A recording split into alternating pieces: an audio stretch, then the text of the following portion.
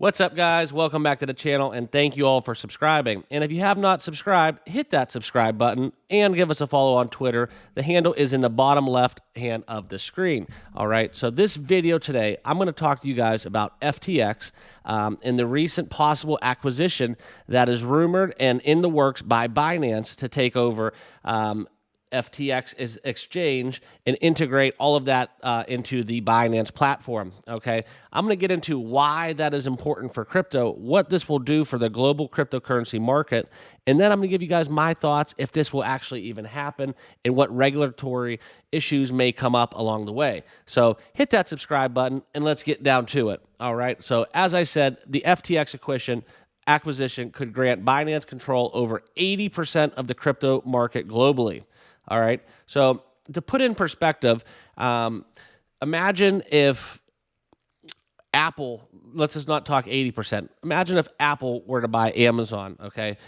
You're going to see a massive piece of that pie, if that market share in those industries come together. And the SEC, amongst other organizations, it starts to threaten to form the word monopoly, okay? So this is going to be the big thing when it comes to regulatory in that environment that organizations are going to look to crack down to see if there's any wrongdoing or foul play. And also, if people like to believe the narrative that the government and hedge funds and a lot of institutions are behind the global crypto markets, this definitely probably will not come to light and see the light of day due to the fact of the scrutiny and the implications they will have on their end, okay? So having 80% of the global crypto market is a significant chunk, okay? You could very well see how this could benefit, though, the government with regulation, and they only would have to worry about Binance then, and then they can just forget about and let the other 20% of the exchanges and whatnot just kind of fizzle out, so that all they have to do is regulate Binance, and then all of a sudden you have regulation. Okay, that is just kind of like a pipe dream when it comes to the government and their hopes and realities. But kind of what CZ did is he noticed a difference in the balance sheet, okay? And then that pointed to FTX's inconsistencies and their insolvency, all right? So by him exposing that and selling all of his FTT, essentially that is a very power move, okay? And that's the one thing about crypto is you can have a large enough position where if you do something like that, it can create a landfall and a domino effect with retail investors that could trigger exactly what we saw yesterday, and a coin just absolutely implode. All right, but they were basically in a bad position, and without CZ starting the domino effect, this was going to happen slowly but surely. Okay, so Binance acquiring FTX within this fire sale that we saw yesterday is going to mean that they're going to take on new customers, new technology, and basically add to their market share of the exchange world in crypto. All right.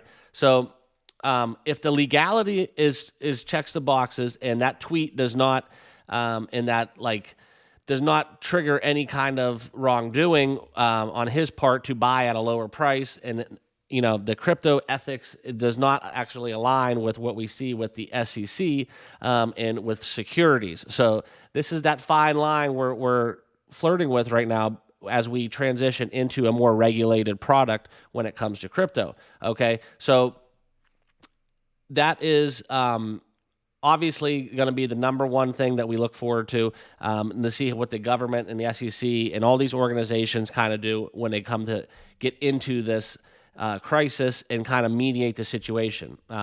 However, I will share with you guys, for anyone who does business on FTX and was owning FTT coins, my heart goes out to you guys. I think that something hopefully will come of this in a positive resolution. I think that CZ's already kind of pointed to the fact that he was going to take care of the people that were involved with FTT and did business on FTX. It may not be a dollar-to-dollar split.